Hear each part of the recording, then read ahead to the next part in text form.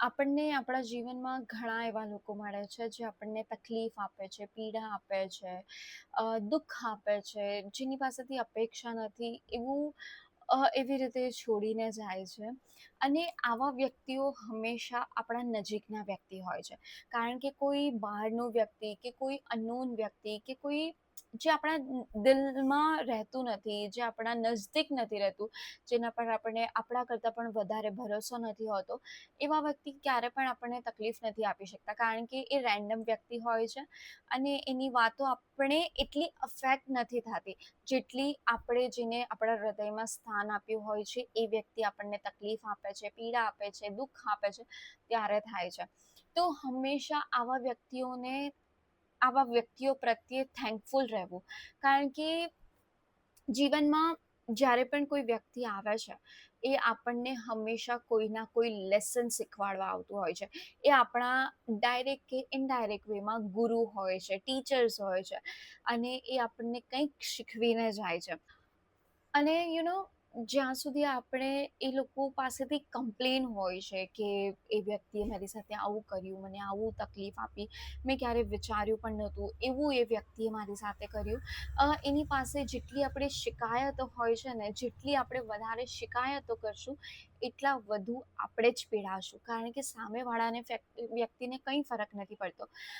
એક વસ્તુ હંમેશા યાદ રાખવી કે આપણે કચરાના ઢેર પાસેથી પાસ થઈએ કે કચરાના ઢેર સામે ઊભા રહીએ ને, તો આપણને હંમેશા એમાંથી વાસ જ આવશે, ક્યારે પણ સુગંધ નહીં આવે.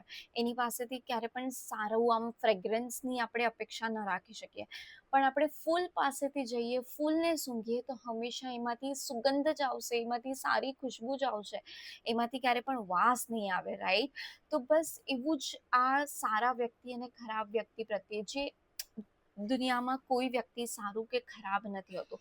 બસ સિચ્યુએશન એવી હોય છે કે એ વ્યક્તિ તમારી સાથે એવું કરે છે, એવું વર્તન કરે છે. કર્મનો સિદ્ધાંત પુસ્તકમાં બહુ સારું લખ્યું છે કે તમે જેટલા પણ વ્યક્તિને દુનિયામાં મળો છો એ દરેક વ્યક્તિના તમારી સાથે ક્યાંક ને ક્યાંક કર્મ જોડાયેલા હોય છે. અને જેવું તમારું ઋણાનું બંધ એ વ્યક્તિ સાથે પૂર્ણ થાય છે એટલે એ કોઈને કોઈ બહાનું કરીને એ વ્યક્તિ તમારી જીવનમાંથી વયું જશે. તો બસ એવી જ રીતે જ્યારે એ વ્યક્તિ તમને કોઈ પીડા આપે છે, તમારાથી દૂર ચાલ્યું જાય છે, તમને તકલીફ આપે છે, ત્યારે એ વ્યક્તિ પ્રત્યે થેન્કફુલ થવું. કારણ કે થેન્કફુલ થવા માટે તમને એમને માફ કરવું જરૂરી છે. જ્યાં સુધી માફ નહીં કરો ત્યાં સુધી તમે જ પોતે અંદરથી પીડાશો. અને જેવું એ વ્યક્તિને માફ કરી દેશો, એવું એ પરિસ્થિતિને એક્સેપ્ટ કરી લેશો, તો એવું તરત જ તમે મેન્ટલી પીસ અનુભવશો. આમ અંદરથી તમને એક શાંતિ અનુભવશો. એટલે અને ક્યારે પણ જે નાનું વ્યક્તિ હોય ને, જેનું હૃદય નાનું હોય ને, એ માફ નથી કરી શકતો, એ માફી માંગી પણ નથી શકતો. પણ હા, જેનું હૃદય મોટું હોય, જે બધી વાતો ભૂલતા શીખ્યો હોય, એ વ્યક્તિનું હૃદય હંમેશા મોટું હોય છે. ભલે એ એટ ધ એન્ડ દુઃખી એ વ્યક્તિ વધારે થાય છે, પણ હા, એનું હૃદય મોટું હોવાથી એ વાતને જલ્દીથી ભૂલી જાય છે, જલ્દીથી લેટ ગો કરે છે, જલ્દીથી સામેવાળાને વ્યક્તિને માફ કરી દે છે. તો હંમેશા થેન્કફુલ થવું સામેવાળા વ્યક્તિ પ્રત્યે કે એણે તમને આ વસ્તુ શીખવી. અગર જો એ વ્યક્તિ એ વસ્તુ ના શીખવત તો તમને તમારી પ્રાયોરિટી ના સમજમાં આવત, તમને એ ના ખબર પડત કે તમને તમારી લાઈફમાં હવે જે નેક્સ્ટ ચેપ્ટર ચાલુ થશે એમાં તમને શું જોઈએ છે અને શું નથી જોતું. તમે કઈ વસ્તુને પ્રાયોરિટાઇઝ કરી શકો છો અને કઈ વસ્તુને ઇગ્નોર કરી શકો છો. કઈ વસ્તુ સામેવાળા પાસેથી અપેક્ષા તમને છે જ અને એ અપેક્ષા પૂર્ણ થવી જ જોઈએ, એટલું સામેવાળું વ્યક્તિ તમને આપવું જ જોઈએ. આ બધી લિમિટ્સ, આ બધું તમને ત્યારે જ ખબર પડશે જ્યારે કોઈ વ્યક્તિ તમને તકલીફ આપશે, ત્યારે કોઈ વ્યક્તિ તમને હર્ટ કરશે ત્યારે. અધરવાઇઝ તમને ક્યારે પણ નહીં ખબર પડે, ક્યારે પણ તમે પ્રાયોરિટાઇઝ સેટ નહીં કરી શકો કે હા.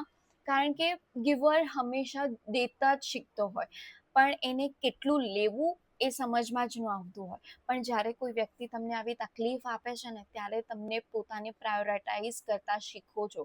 તમે પોતાની કેટલી કેપેસિટી તમારામાં છે અને તમને સામેવાળા પાસેથી શું અપેક્ષા છે એ બધું તમે શીખો છો. આ લર્નિંગ્સ છે જ્યારે તમને કોઈ તકલીફ આપે છે ત્યારે. ઇંગ્લિશમાં એક કહાવત છે કે good teach you well, but bad teach you best. એટલે કે સારું હંમેશા તમને સારું શીખવી શકે છે, થોડું શીખવી શકે છે. સુખ હંમેશા તમને થોડું શીખવી શકે છે, પણ દુઃખ તમને ઘણી બધી વસ્તુ શીખવે છે.